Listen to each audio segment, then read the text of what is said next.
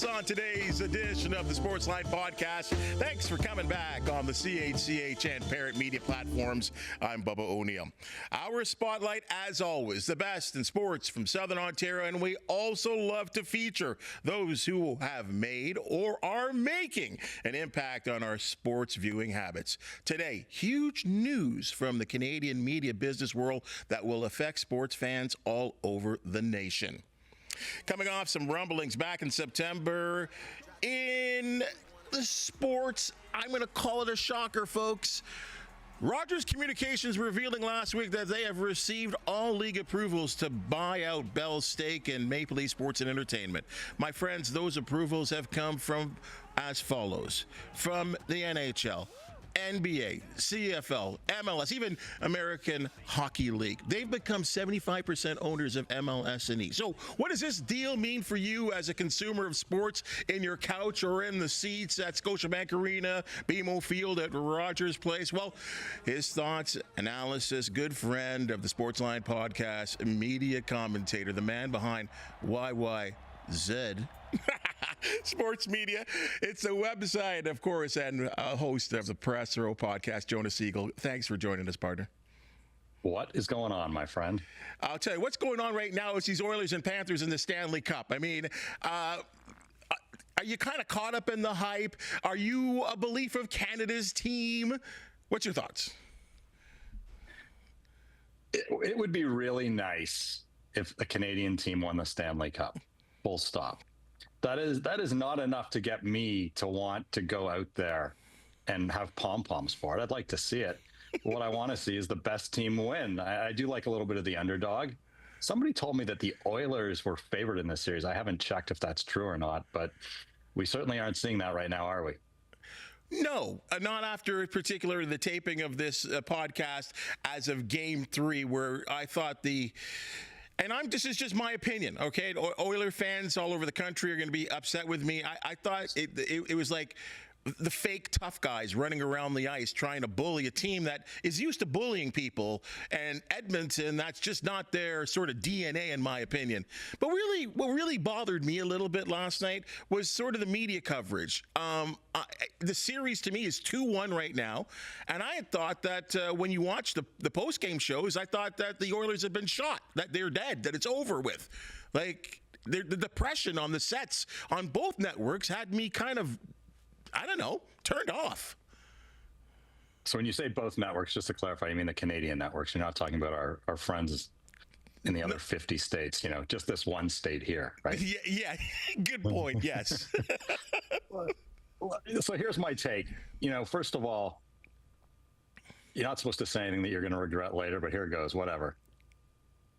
This was boys against men last night. I mean, this looked like immature children, smacking sticks, complaining against a masterclass by the Florida Panthers. And I don't know if you saw it yet today, but to me, the craziest thing was Paul Maurice doing an interview in between action and cracking jokes. The guy was laughing behind the bench, making jokes in the middle of the play. He's not that funny, but it tells me everything that you need to know. He's got his guys zoned in. These are professionals. They are a machine. There's nothing that's going to rattle them. And the Edmonton Oilers are in deep trouble. And so they may well be. But what about the Canadian networks that are covering this? Are they in deep trouble if this goes just 5 games? Oh, you didn't like the wake last night. You didn't appreciate the funeral procession, no. Coming on after, because that's what it was. Where is objectivity? And listen, I think the Canadian networks are in trouble. I shouldn't say they're in trouble, but a short series isn't as good as a long one financially, that's for certain. But shame on a lot of people for being so sullen. I mean, come on. It was a master class in professionalism by one team and a complete embarrassment in behavior by the other. And I'm just going to say this, living in, right now just outside Toronto, the media coverage is so hypocritical, because if that was the Maple Leafs that got spanked last night, that dog would have been taken out back. And instead, what I'm hearing this morning on most of the AM talk shows is, the Oilers will be back, and the Oilers this, and the Oilers that. The Maple Leaf players would have been completely annihilated by the media this morning. they would, that's all we'd be hearing about is how brutal they are, Matthews and Marner, and can you believe Berube and all this, junk going out there. We're not hearing any of that on the Oilers. Nothing. It's all, they'll be back, McDavid this and Draisaitl that, and to me, it's pretty hypocritical. Interesting thought there, because you're right. I mean, and I'm a suffering, and I mean suffering Buffalo Sabres fan. But you're right. In this market, the Leafs would have been, I'll say the word, whipped by the media, and that tends to be the sort of the way we react. You for just one. Let me interrupt you for just one second. I'm going to be the rude guest. The Leafs earned everything that they got. Okay, the media covers that they received and the fan backlash and throwing of jerseys. We can have that debate, but they earned what they got. This isn't about the Maple Leafs being mistreated. This is about the Oilers not getting the reciprocal treatment. That's my point, and that I do not like at all. Fair comment. Fair comment. I'll go with that. Let me throw this to you. Are you a believer? I mean, we've seen companies like Boston Pizza. They're all over the bandwagon. We see some banks, like it's on the radio, the commercials during the game. Are you a belief of Canada's team, that sort of mentality when it comes to the Edmonton Oilers? I have a tough time with it, and here's why. If the other team's makeup wasn't so strongly Canadian by birth or citizenship, I might be, we knew what was what during the Four Nations Cup. That was Canada's team. This is, it's an NHL team that plays in Canada. And I will come back to, I would love to see a Canadian team hoist the cup. That would be good. There's a reason it's hard to do it. It hasn't happened yet. And if they win it, sure, it's really a great story. But is all of Canada rooting for Edmonton? Not so sure. Let's get down to business here, and I'm just going to throw out a real blanket statement here. Has Edward Rogers become, in fact, Edward Rogers III become the most powerful man or woman in sports media in this country? Thought you were going to go somewhere else. He absolutely is. He owns the vast majority, 75%, and soon to be 100% of Maple Leaf Sports and Entertainment, which is the Leafs, the Raptors, and the Blue Jays. That also includes good-looking fellow you got there on your screen. You also have TFC and the Argos, and he's got all of the national hockey rights right now because he hasn't sub-licensed any of them. He's got regional rights, and if he wants, he can probably participate in buying more regional rights. So as it relates to sports and entertainment media in this country, he owns the vast majority of cell phones. He owns the cable company. He owns the teams, and that's really the only thing you need live TV for is sports. He's got a monopoly. Was this why did Bell allow this to happen? First of all, that's what I'll start with that, because they've just exhausted themselves of that. I believe it was 37.5% of that part of the business. Why would they do that? Seeing why sports is so important, I think, to these communication companies. I'm going to give you two answers. The first one is $4.7 billion is a lot of money. And we don't need to get into the X's and O's on, Bell's bottom line and what they're trying to do and how much debt they have. But $4.7 billion is a lot of money. Secondly, it's an interesting time in sports. I mean, Mark Cuban sold his primary interest in the Dallas Mavericks. And I think the number one reason he did that is he sees a shift in what's happening in regional TV rights, where that money's going to go, how hard it's going to become to get there, how difficult it's going to be for a franchise's value to go up much higher, given that. And a lot of the play is now turning into something really boring called real estate. They're bringing in private equity into sports. I mean, the franchise they're talking about granting in the NBA expansion could be $6 to $8 billion. Like, who has that kind of money? So who's going to start owning these things? So you take your investment, you say, you know what, it's a good time to get our chips off the table. And we've actually done, TSN is profitable. We don't have this lugger-nut expense every year of the National Hockey League. Maybe we buy regional rights. I understand they've secured the right to negotiate that at some future disclosed price, but I can understand to a certain degree why they would do it. negotiate is a key word for this next thought of mine here. Rogers, I can't believe they're just going to have everything. I mean, will they be looking for investors, or are they going to be looking to bring people on board for partial ownership, and of course sort of subletting some of all this massive quality and quantity of programming that they can offer from these teams?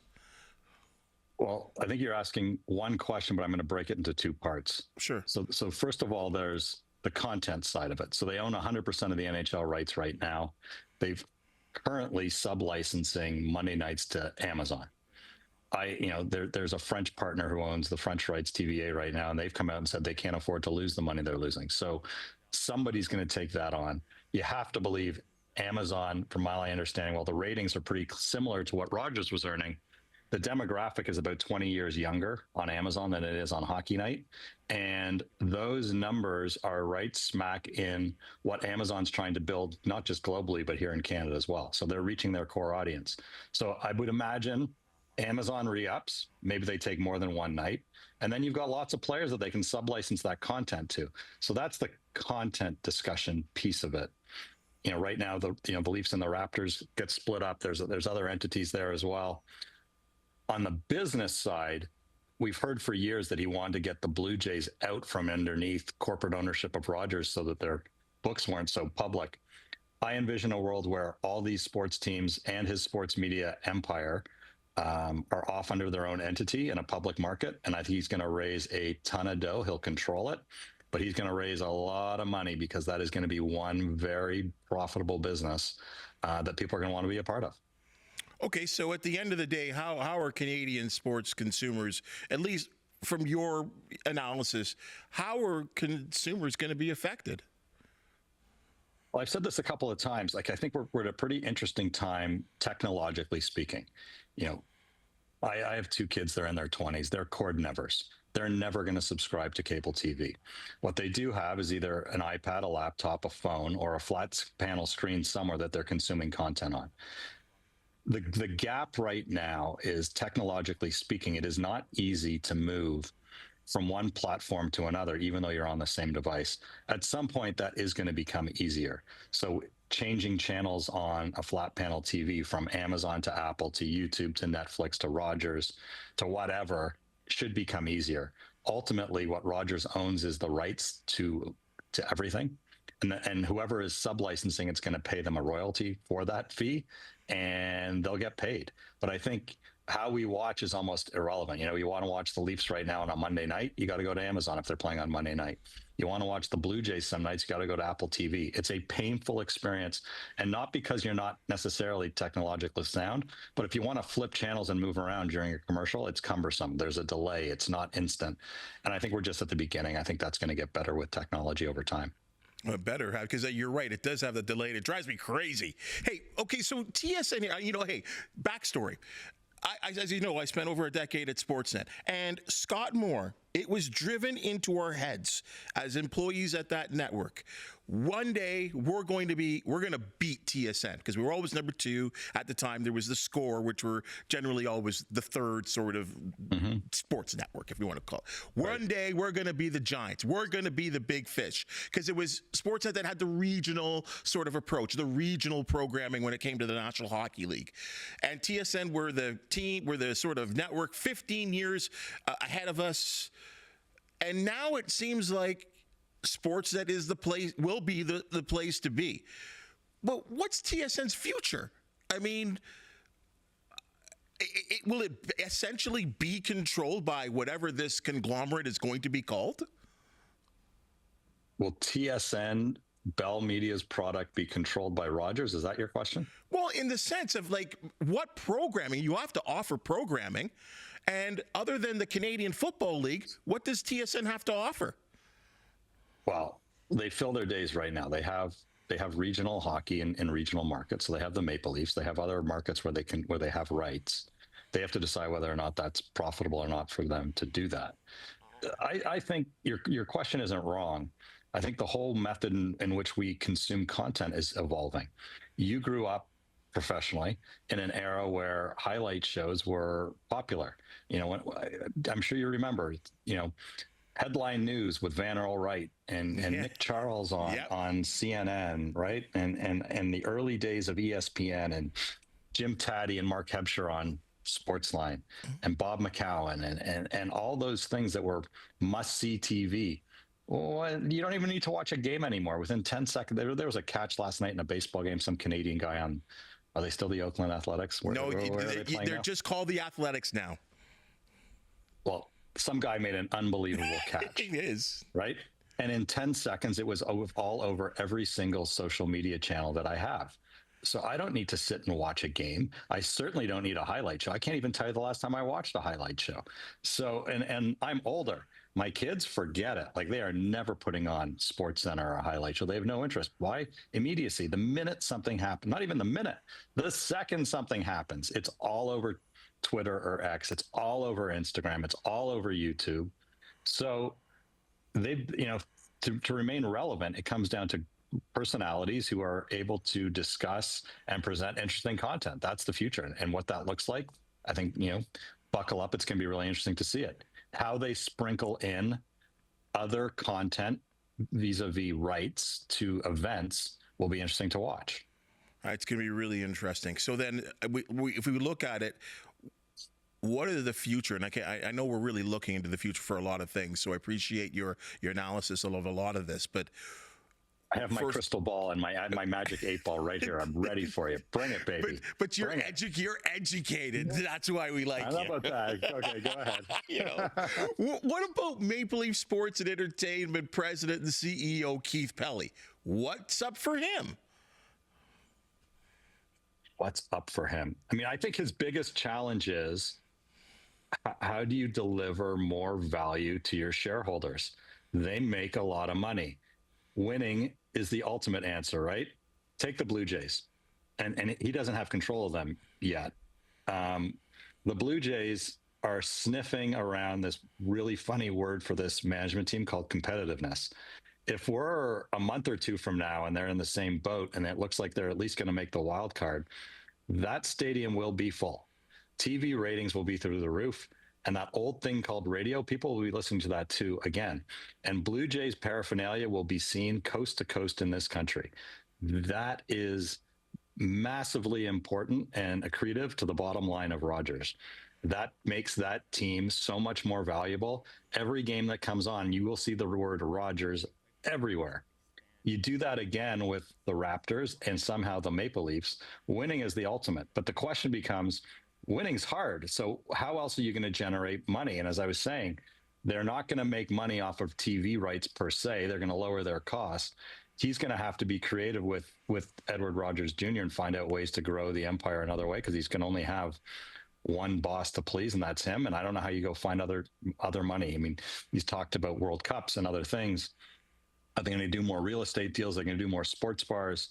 I don't know what they're going to do, but his number one goal is to make the organization more money. Winning does it one way, but there's got to be business opportunities and lucrative ways that they can do it in others. At the end of the day, Keith Pelly's kind of a newbie at this position, relatively new, been around for a couple of years. What about the old guard? A lot of questions being asked about Masai Ujiri with the Raptors. And we do know, it's been reported to the tilt, that Edward Rogers on one side, Masai Ujiri on another side, and the only connector was Larry Tannenbaum. Larry Tannenbaum is no longer there. Is Masai Ujiri his end of his contract? So hang on. Larry Tannenbaum is still there. Sand is moving through the hourglass, but he's no longer, he no longer really has a vote, because Edward Rogers, as soon as the CRTC approves and rubber stamps the transfer of, Raptors TV over to Rogers, then the deal will be done. He's only going to control 25%, and he doesn't have a vote, right? He can jump up and down all he wants, I would guess, but Edward Rogers doesn't have to listen to him. There is a timeline into which apparently he has to fully divest within the next, I believe, 12 to 18 months. Then he will be gone. But you are right. There is a notorious history out there between Masai and Rogers Jr. But is he really going to pull the plug on the guy, right? Like, it's going to be really fascinating to see what happens this offseason and next season. Masai delivered an NBA championship to Toronto. We, however, live in a world of what have you done for me lately? And I think everybody would admit that the answer to that question isn't very good. So the best thing that Masai can do for his future, whether it's here or elsewhere, is change that path and start winning and get people to believe. That's why you're hearing all these rumors about, is it Duncan and the Greek Freak and other people coming here? Like, he has to somehow show ownership that he still has the mojo to deliver a winner that nobody else does. He's done it. He's got it. But since then, you know better than me, I don't think that's a very good track record since he won. Well, there was 2 seasons. There was really 2 seasons after the championship. But I felt like, and you, I mean, I think I might be a bigger Raptor fan than you might be.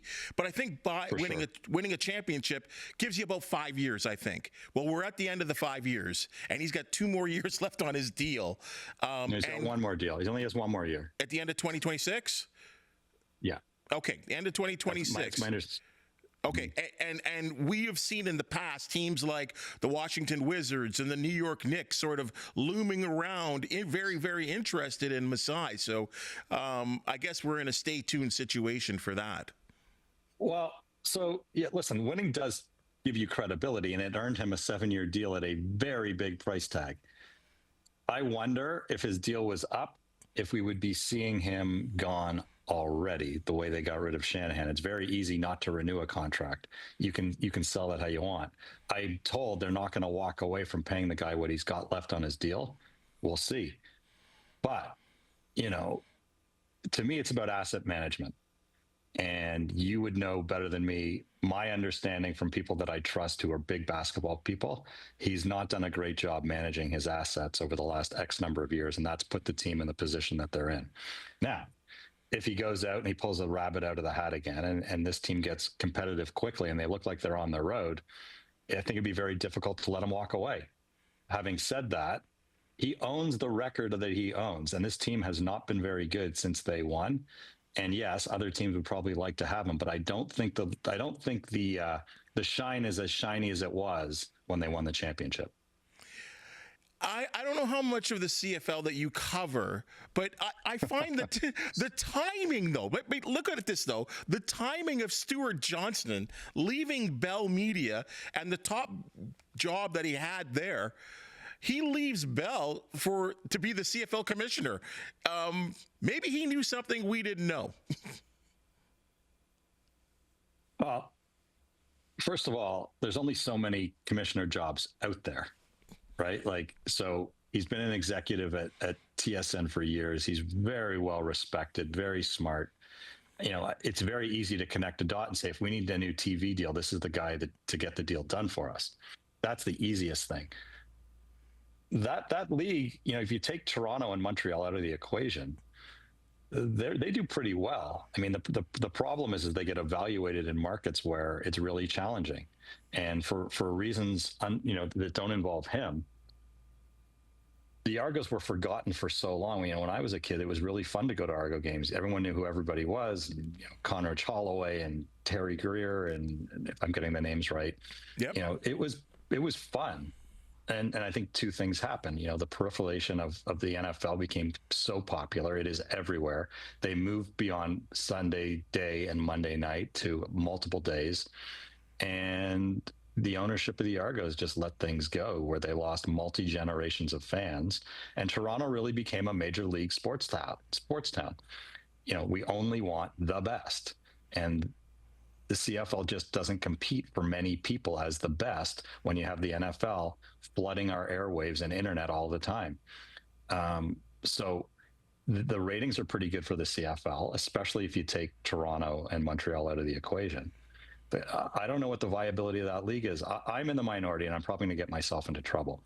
I think that when they had that opportunity to do a deal, was it not the USFL, whatever that league is called, or to become really more affiliated with the NFL as a minor league, that was a huge opportunity for them. I think they missed that boat. I think that was a mistake from a marketing perspective. I am not a CFL traditionalist, so I own it. That is not me. That is not who I am. That's probably blasphemy for a lot of people. But if you could become a feeding system to the NFL and you get that marketing machine behind you, that would have been a good thing. But, I think to answer your question long-winded, I think one, he's a smart guy. These opportunities don't come around all that often. And I think they're looking to him to secure the next TV deal to make sure that the league stays viable. Just quickly on the CFL thing, it's amazing to me here in Hamilton where this team is so well supported. It's maybe the biggest name other than CHCH. It's the biggest name in town. Okay. Why the difference? Like, we're talking, look, I mean, we're separated by 50 kilometers. Why one team has this following, and you can walk down any street and see someone wearing a Ticats jersey, and why the Argos struggle to make an imprint, especially when over the years, and I'm going to say the last decade, they've been a winning franchise. So in my opinion, again, Toronto is and this isn't a knock on any other city, but you have to look at where people have the option to spend their entertainment dollars and what's captivating them. And at least traditionally over the last gazillion years, however number of years that is, the CFL hasn't been able to do that in the GTA. They just haven't. So a father of four, a mother of whatever, and they want to go spend their entertainment dollars, they have not been enticed or given a reason to go watch and become fan friendly to the Argos. Now, maybe it was playing in the Sky Dome all those years. Maybe it was, lack of talent. John Candy and what's his name? Gretzky and the other guy, Bruce McNall. McNall, yep. Right, like McNall owned the team, didn't he? Those guys tried. Like I remember when they brought in the Rocket, right, and they did a pretty good job. But there's been some lean years, and you're right, they have won. But if you are not consistently in a market like Toronto, consistently selling the sizzle, not the steak, and you're doing everything to bring in groups and kids and make it fun, the same way minor league hockey does in certain big markets, like you have got to sell that because the competition for the entertainment dollar is fierce. And for whatever reason, ownership, marketers, sports experts have failed to crack that nut in Toronto. And my only answer is, it's been so long that you've lost multiple generations of fans that just don't give a what about the team. And the sooner you've got to start with young kids. So how do you get young kids out there? You got to make it really cheap. You got to make it really fun, and you got to sell the sizzle, not the steak. Let's switch gears to the National Hockey League, and I feel like I've got to bring this up with you because I'm sure you've had a comment or two on it. I was actually surprised. Gary Bettman is generally a pretty cool guy, but he kind of went wild, snapping on TNT analyst Paul Biznasty who was talking about the fact that players want to be in Florida, no taxes. Your thoughts on that whole sort of rebuttal back to Biznasty? First of all, I actually liked it.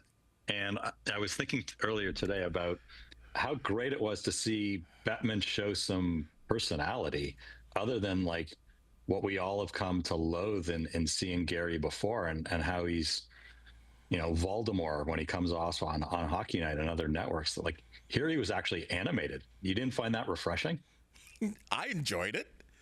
I don't boo Gary Bettman. I think he's done great things for the NHL. Well, we can have that debate too, but wasn't it refreshing to actually see him have a personality last night? Like, oh my God, this guy's actually human. He's funny. He's engaging. Like, yes. No, I'm serious. I agree. Right? I agree with you. I'm a fan of Gary. That's okay, but you don't have to be a fan or not to have watched that and go, oh, wait, this is a side I've never seen before. Yep. And appreciate that. So that was my first take. Like, one, where has that been for so long? We haven't seen that before. It was nice to see it. Two, I love the banter between the two of them. And I'm going to come back to this point. Just because Bill Zito or Gary Bettman say that the state income tax isn't an issue doesn't mean it's not an issue. And I keep repeating this point over and over and over again. It's not the factor, but it's also a factor. these players have options when they become free agents. They have climate, they have size of market, they have location, they've got winning, they've got the coach. There's a million factors. But ultimately, one of the factors could be you could make the same amount of money in a state with no state income tax or have to take more. But I'm going to give you a perfect example. Like look at Toronto. The star players in Toronto, there's high taxes in Toronto. But if you're a star player in Toronto, you're not paying for a car.